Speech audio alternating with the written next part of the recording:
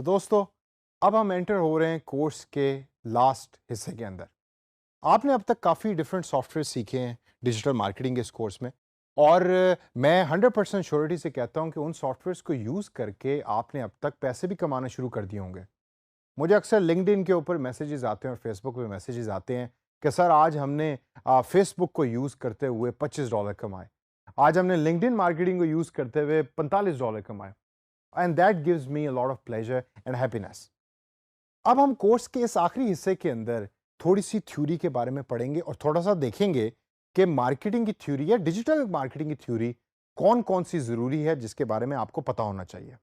आप कोई भी मार्केटिंग की किताब जब आप उठा के देखें तो उसके अंदर सबसे पहला टॉपिक कौन सा होता है? याद करें, जब मैंने आपको व्हाट इज मार्केटिंग का वो सेशन पढ़ाया था तो उसमें मैंने आपको बताया था कि किसी भी मार्केटिंग बुक को जब आप उठा के देखेंगे तो उसमें पहला टॉपिक होगा व्हाट इज मार्केटिंग, यानी मार्केटिंग की डेफिनेशन।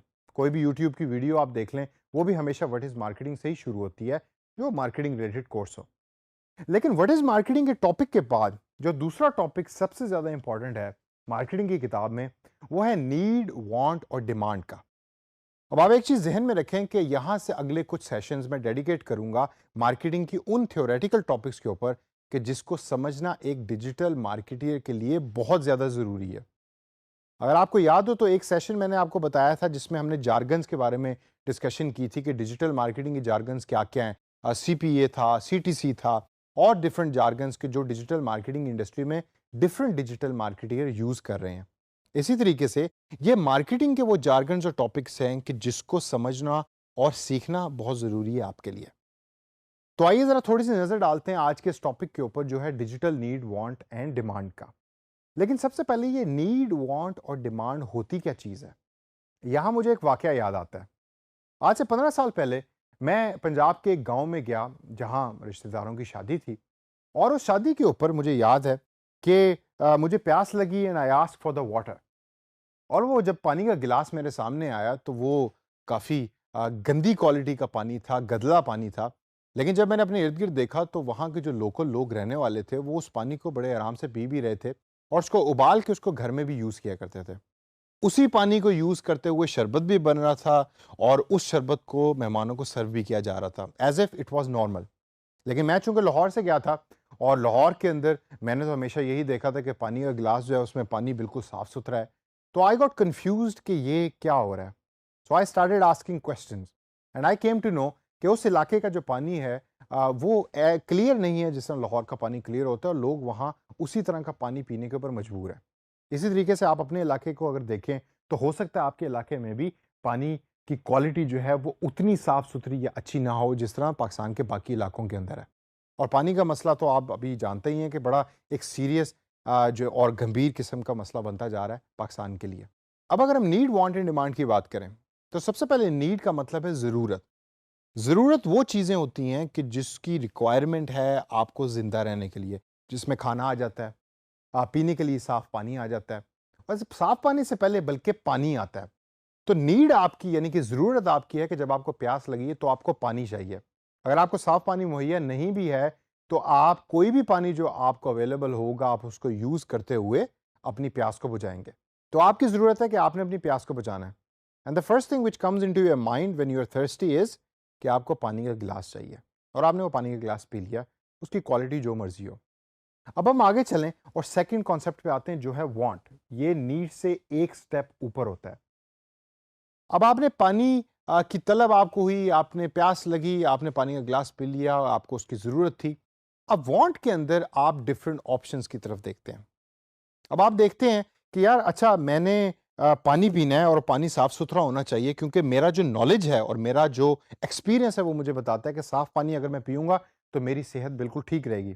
तो नॉलेज और प्रीवियस एक्सपीरियंस जो है वो वांट को शेप करने के अंदर बहुत बड़ा रोल अदा करते हैं। तो आप फिर क्या डिजायर करेंगे? आप वांट ये करेंगे कि मैं ये चाहता हूं, यानी कि वांट, आई वांट दिस, कि मेरे घर में 24/7 फिल्टर्ड पानी लगा हुआ हो और मैं फिल्टर के थ्रू वो पानी पीऊं। दैट इज योर वांट, कि you need a clean water. Need के अंदर you just wanted a glass of water, want के अंदर you want a clean water.